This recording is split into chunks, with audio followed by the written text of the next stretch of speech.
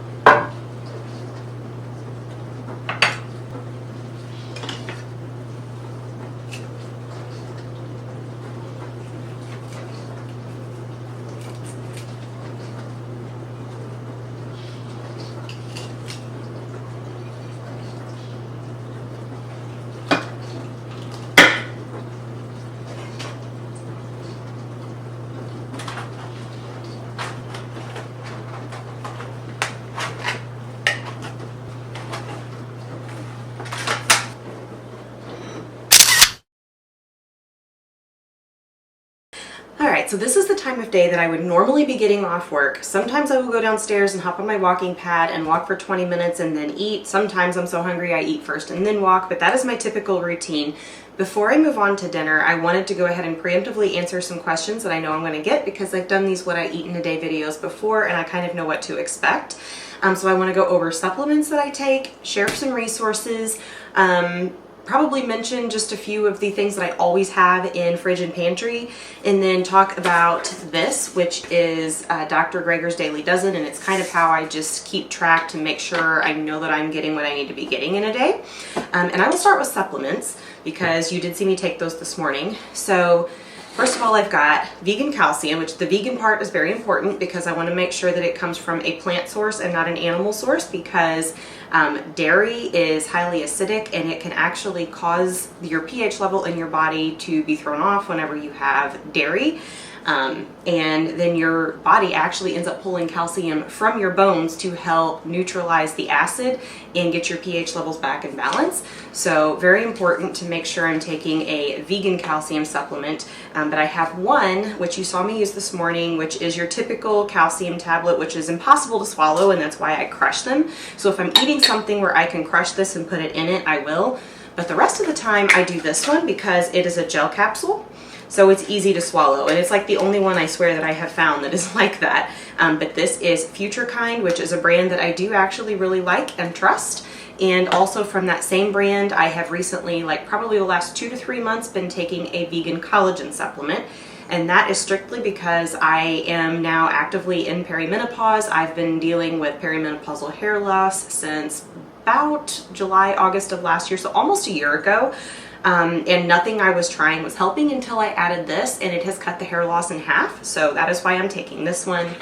And then last but not least, I have a combination iron and B12 supplement. Now, I have never been low on iron. But because I do have thin, fine hair and kind of thin, brittle nails, it's just genetics. It's always been that way. But because of that, I've always added an iron supplement, and I only take it 3 days a week. I definitely don't take it daily, but this iron supplement also has B12, and the reason I like this one is because the B12 is only 15 micrograms. Now, we only need 2.4 micrograms of B12 a day, and for whatever reason, supplements are insane with the amount they have. You're getting like 1,000 plus of a percent of your daily value that you actually need. And since this one only has 15 micrograms and it has iron, I just take it 3 days a week, just enough to give me a little bit of a boost. And, you know, now again with the perimenopausal hair loss, I'm very happy for a little bit of extra iron without going overboard. Now, I did take this with watermelon because vitamin C helps absorb it, and I did not take it at the same time as I took the calcium because calcium will kind of block the absorption of iron, so you'll only get, it doesn't block it completely, but it definitely cuts it down. So you might absorb only about half of what you otherwise would if you don't take it with calcium. I used to not really care. I'd take them all together because I didn't need that much anyway. But since I have been dealing with hair loss from perimenopause, I just want to make sure that I'm absorbing as much as I can of it. So that is the supplements. One other thing that you did see me take is a Brazil nut. I will take one of these a day, and that is because they are a good source of selenium. Definitely don't take more than 1 or 2 a day because you can get selenium toxicity if you overdo it. So I wouldn't just sit and make a snack out of this whole thing. But very good for heart health. And that is really it for supplements. So I will move on and share with you some of my favorite books and resources. So The Disease Delusion is one of the books that I had in one of my courses for getting my nutrition certification. It is by Dr. Jeffrey S. Bland. I will look these up and link them if I can find. I really try to stay away from Amazon as much as possible, but I feel like that's about the only place to find this stuff on. And you know what? I will find links to them on, I think it's called Thrift Books. I'll have to look. It's the site that I've been ordering used books from, but I'll try to link them from there.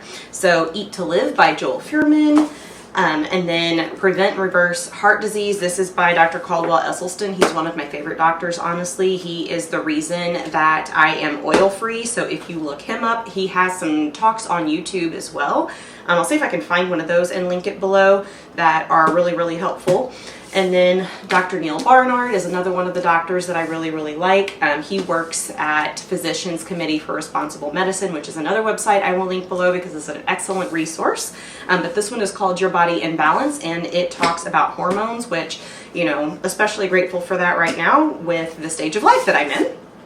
And then this one is about gut health. This one is called Fiber Fueled. It is by Dr. Will Bulsiewicz, and it was a really great introduction into the importance of fiber. And then last but not least, my personal favorite, Dr. Michael Greger, and this is his book, How Not to Die. He has several books out now. He's always working on something. He's working on, I believe, one about cancer is going to be his next book. Don't quote me on that, but I think that is next on his list. But also by Dr. Greger is The Daily Dozen, which there is an app for The Daily Dozen, but I don't use it because I am very much a marker board person. I am always writing stuff down on here just so I can check off. And so this particular marker board, I have The Daily Dozen on here. So these are the categories, which there are only 10 here. Exercise is one of them, and I have that broken out based on my plan for what I do every day of the week. Like today was yoga, abs, and weights. Tuesday and Thursday is Pilates. Monday, Wednesday, Friday is weights. And then I try to walk every day. Now, I don't necessarily, it just depends on the day and how active I've been, because if I had to do like a lot of gardening, a lot of yard work, mowing the lawn, things like that, then I skip the walk because I've definitely gotten my cardio in for the day. I am a pretty active person, so I don't always need to get on the treadmill. And then, so this is only 11. The 12th one is beverages, and I don't track beverages because I drink a ton all day long, so I just really don't need to keep track of that. But this is really helpful because it tells you how many servings of each category is important to have each day. And this is the only kind of nutrition tracking that I do because I know if I'm doing this, I'm getting everything I need. I used to use MyFitnessPal and track it in there too. And I found that I was always spot on my macros. I was never low on anything. I was getting adequate amounts of everything that I needed. So I quit tracking it. There just really wasn't any need to continue doing that. As far as pantry staples, I will say things that I always have are various beans, but black beans and kidney beans tend to be my favorite. I have chickpeas for making hummus. And then brown rice for a grain. I also like brown rice noodles. I always have some sort of a whole wheat pasta. And then for like nuts and seeds, I always have walnuts, hemp seeds, chia seeds, flax seeds. You did not see me use hemp seeds yet today, but I am going to have a salad with my black bean bowl for dinner, and I always put hemp seeds on my salad. I usually try to get flax and chia seeds in with my breakfast somehow, some way. If I don't, then I will make a chia pudding for the evening and I'll put flax in that. That way, basically for an after dinner dessert, I'll make sure I get it that way. So one way or another, I'm making sure I'm getting those, and all of those are sources of omega-3 fatty acids. So for nuts and seeds, those are the ones I always keep around. Walnuts I may not necessarily have every day, but flax and chia seed especially I have every single day. For fruits, berries is the most important one because it's super high in antioxidants, so I make sure I have berries every single day, so I always have those. What I normally do is there is a place in my hometown that always gets berries in bulk, and so they'll sell like an entire case or an entire flat of strawberries or blackberries or blueberries for like $6, $10, depending on what it is. And so when I see those deals come up, I will buy those, bring them home, wash them all, and put them in the deep freeze. And then I'll use them usually to make like my berry popsicles and to make whole wheat waffles and stuff like that. I'll make like a topping for them that's the frozen berries with chia seeds in it. So those are kind of the staples that I always have. And then as far as fresh vegetables, I always have broccoli, red onion, bell pepper, carrots. I mean, those are my go-tos that are always in the fridge no matter what. And then red cabbage, because it's also a cruciferous vegetable, and I make a lot of noodle bowls and I use red cabbage in that. For fruit, other than I've always got apples and bananas in addition to berries. Those are kind of my go-tos right now. I also have cantaloupe. I'm starting to test the waters with the watermelon. The one I had today was just okay. But in another month or so should be prime watermelon season. Should be able to get some really sweet ones. Honestly, watermelon is my absolute favorite, I think. Other than grapefruit's probably my favorite fruit ever. Watermelon right after that. So anyhow, I don't want to talk and make this unnecessarily long. I just wanted to go ahead and preemptively answer some questions that I knew people would have. And so without further ado, I'm going to get to making dinner and we will wrap up this vlog.